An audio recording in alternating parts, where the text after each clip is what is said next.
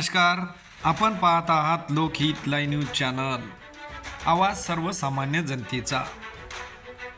आदिवासी बांधवांनी उमरखेड येथे काढला आदिवासी आरक्षण बचाव मोर्चा. शुक्रवार दिनांक 4 ऑक्टोबर 2024 रोजी आदिवासी कृती समिती व समस्त आदिवासी समाज यांचेकडून आदिवासी आरक्षण बचाव मोर्चा काढण्यात आला.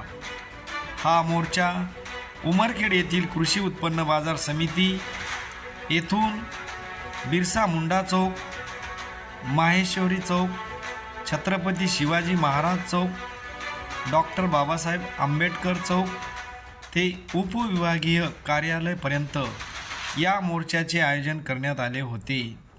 धनगर समाजाला आदिवासीचे आरक्षण देण्यात येऊ नये, घुसखोरी करणाऱ्या बोगस आदिवासींना आरक्षण न देता थेट कारवाई करावी, अशा अनेक विविध मागण्या घेऊन आदिवासी महिला बांधव, तरुणी, सर्व संघटनाचे पदाधिकारी, कार्यकर्ते फार मोठ्या संख्येने उपस्थित होते.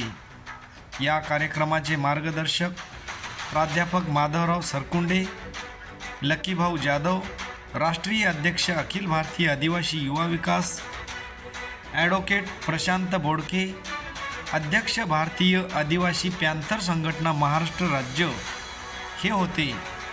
उपस्थित अनेक मान्यवरांनी आपले विचार मांडले.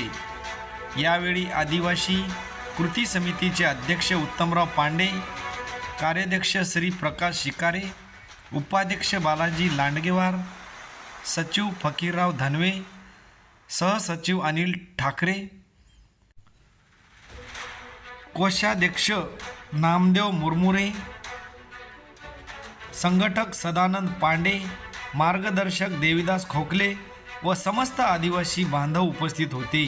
कोणताही अनुचित प्रकार घडू नये म्हणून उपविभागीय पोलीस अधिकारी हनुमंत गायकवाड यांच्या मार्गदर्शनाखाली पोलीस निरीक्षक संजय सोळंके, API भगत,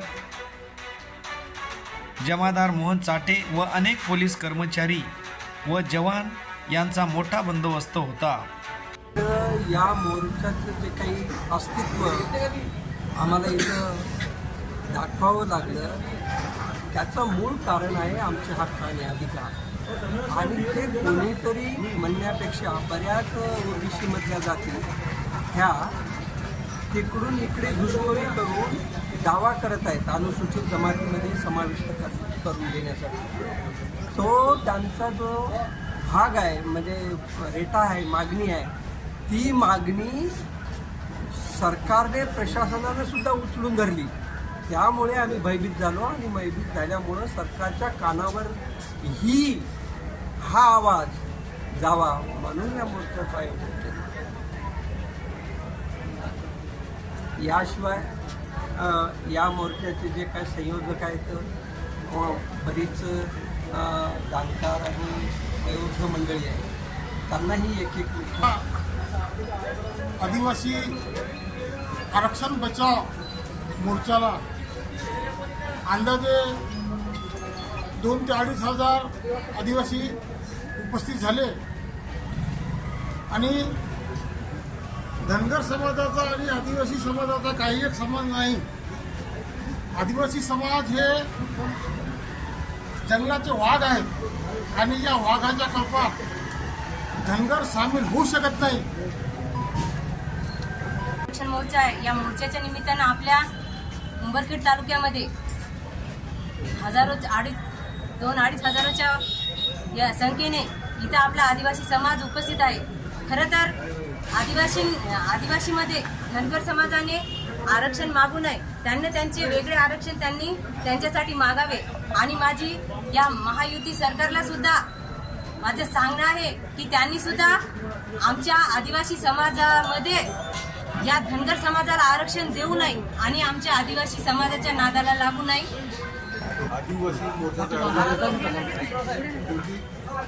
कृती समिती उमरखेड यांच्या वतीने आज जवळपास लाखोच्या संख्येने आदिवासी बांधव इथे उपस्थित झाले.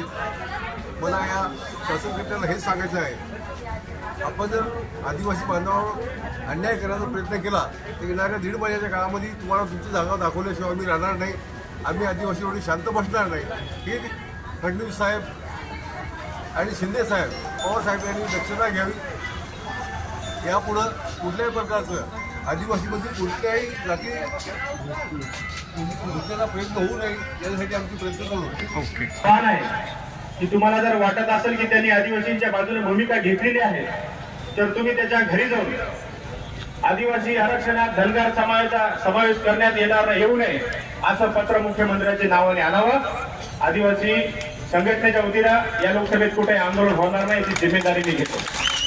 आणि जर का त्यांनी तसं आणलं नाही तर त्यांचे जे काही असतील नागेश पाटीलचे पुढारी पण करणारे आदिवासी समाजाचे नेते त्यांनी येत्या विधानसभेमध्ये नागेश पाटीलच्या पक्षाचा प्रवेश करण्यासाठी आदिवासी गावामध्ये फिरू नये आणि फिरल्यास त्यांना जशा तसे उत्तर आदिवासी समाज दिल्याशिवाय राहणार नाही. प्रतिक्रिया येण्यात एवढ्या दिवस आदिवासींचे हृदय सम्राट म्हणून फिरणारे जे काही आपले आदिवासी नेते आहेत हे कोणाच्या ताटाखाली आणि कोणत्या बिळात लपून बसले हे देखील आपल्या लोकांनी सर्वात पहिले पाहिलं पाहिजे. आज महाविकास आघाडी आणि महायुती या दोन्ही पक्षांची भूमिका ही आदिवासींच्या विरोधात आहे. आज आपण जर म्हणलं तर त्याच्यामध्ये आपण जर पाहिलं असेल तर आपल्या या मतदारसंघाचे खासदार देखील